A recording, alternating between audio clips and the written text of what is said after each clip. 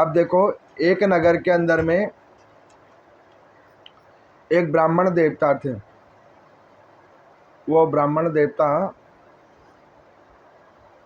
ब्रह्मचारी थे। उनका नियम था केवल और केवल हरि का भजन। उन ब्राह्मण के बहुत सारे शिष्य थे जो उनको पिता के रूप में देखते थे और उनकी बड़ी सेवा भाव करते थे।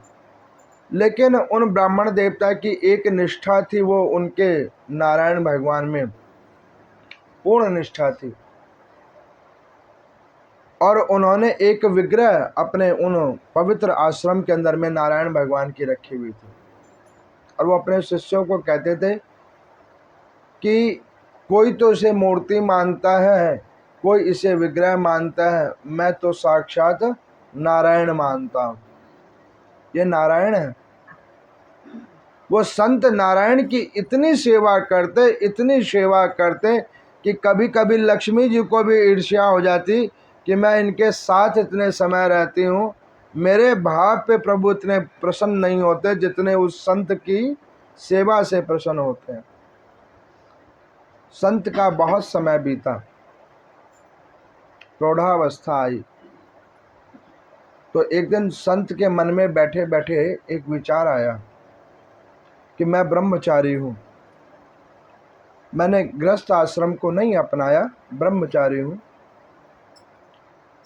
अगर मेरी मृत्यु हो जाएगी तो मेरी इस जो भौतिक शरीर जो मुझे प्राप्त हुआ है, इस शरीर का जो है अंत्येष्टि आदि कर्म कौन करेगा? क्योंकि शास्त्रों में ये भी लिखा हुआ है, जो गुरु दीक्षा दे अपने शिष्यों को, उनसे कभी अंत्येष्टि नहीं करवानी चाहिए। अगर शिष्य से अंत्येष्टि करवा लिया तो वो गुरु और शिष्य की महिमा कम हो जाती है। वैसे अगर नहीं है कोई उपाय तो लास्ट में तो होता ही है, लेकिन शास्त्रों में ये विधान है, जो शिष्य अपने गुरु की अंत्येष्टि करे उसको भगवत प्राप्ति होती है, लेकिन गुरु की महिमा कम हो जाती है। तो गुरुदेव भगवान ने मन में ये विचार किया कि मैं क्या करूँगा, लेकिन मैंने किसी को मानस पुत्र भी नहीं बनाया और मेरी अवस्था मुझे लगता है कि अब प्रौढ़ावस्था चरम सीमा पे है। अब वो ऐसा कह रहे थे और कहते कहते उनके मन में एक भाव आया कि जिस हरि भगवान की मैंने सेवा की, मेरी अंत्येष्टि वही करेंगे। अब वो वहाँ पर ऐसे करके बैठ गए और बैठकर वो मन से मानसिक पूजा भगवान के आगे बैठकर कर रहे थे और प्रभु नारायण को अपनी ये वृथा सुना रहे थे। भगवती लक्ष्मी जी ने कहा कि प्रभु आप बताओ कि ये जो संत कहता है, ये संत की वाणी को आप सत्य कैसे करोगे? तो भगवान ने कहा कि देवी वो तो सिर्फ अंत्येष्टि की बात कर रहा है, मैं तो चाहता हूँ कि उसकी अंत्येष्टि का छोड़ो, मैं ऐसे ही उसे सस्वरूप लेके आ जाऊँगा, उसको मैं ऐसे ही लेके आ जाऊँगा। उसकी आयु तो संपन्न होने दो, मैं उसको ऐसे ही लेके आ जाऊँगा। तो भगवती लक्ष्मी ने कहा कि प्रभु आप ऐसे लेके कैसे आओगे?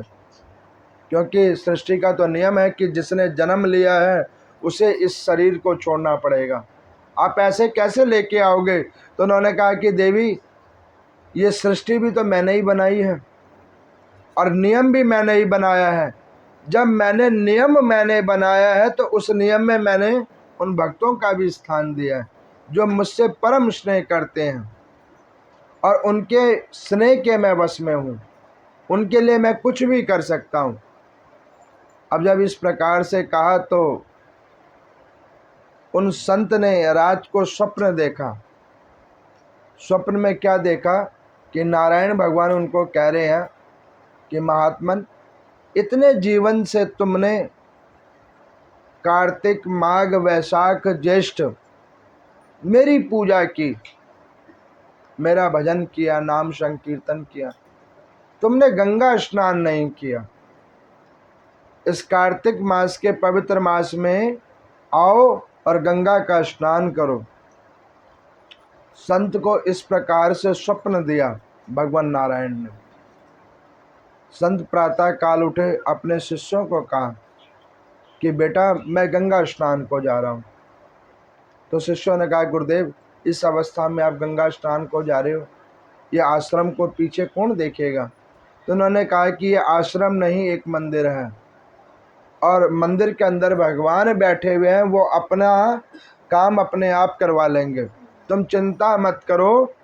लेकिन मेरे को रात्रि में भगवान ने दर्शन देकर कहा है कि गंगा स्नान करना है, तो मैं गंगा स्नान करने को जा रहा हूँ। शिष्यों को नाना प्रकार का नियम विधान बतलाकर गुरुजी गंगा स्नान करने के लिए पवित्र स्थल पे आए हैं। गंगा के किनारे पहुँचे। जैसे गंगा के किनारे पहुँचे तो भगवती लक्ष्मी ने पूछा कि प्रभु इस संत को दर्शन स्वप्न रूप में दर्शन देकर आपने यहाँ तो बुला लिया, अब क्या होगा? उन्होंने कहा कि देखो अभी कुछ घड़ी के बाद में इसकी आयु संपन्न होगी और वो संपन्न तब होगी जब ये गंगा में प्रवेश करेगा, और जैसे ही ये गंगा में प्रवेश करेगा उसे लेने मैं खुद ही चला जाऊंगा। अब वो संत जैसे ही गंगा के अंदर में प्रवेश किया उन्होंने और पहली डुबकी लगाने लगे, तभी उन्होंने क्या देखा?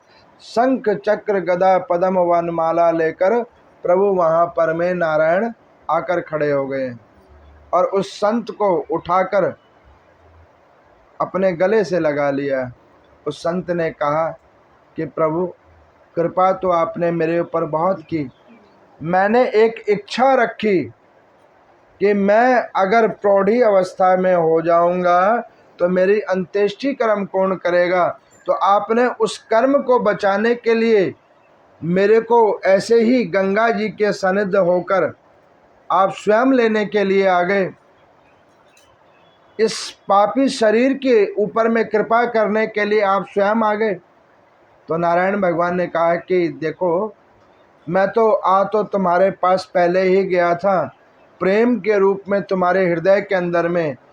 तुम जानते हो कि आज तक तुमने जितना भजन किया, जितना नाम संकीर्तन किया, मैंने उसको उसी प्रकार ग्रहण किया जिस प्रकार एक व्यक्ति अपने शरीर को जीवित रखने के लिए प्राणवायु लेता है। मैंने वैसे ही उसको ग्रहण किया, और जब मैंने हर क्षण तुम्हारे भाव और निष्ठा को उसको ग्रहण किया तो तुम्हारे अंतिम समय में मैं तुम्हें ऐसे कैसे छोड़ जाता। इसी लेके मैं तुम्हें इस गंगा के किनारे लेकर आया हूँ कि तुम्हें बैकुंठ नहीं, मैं तुम्हें परम गति लेके प्रदान करने के लिए आऊँ। इसीलिए मैं वहाँ से चलकर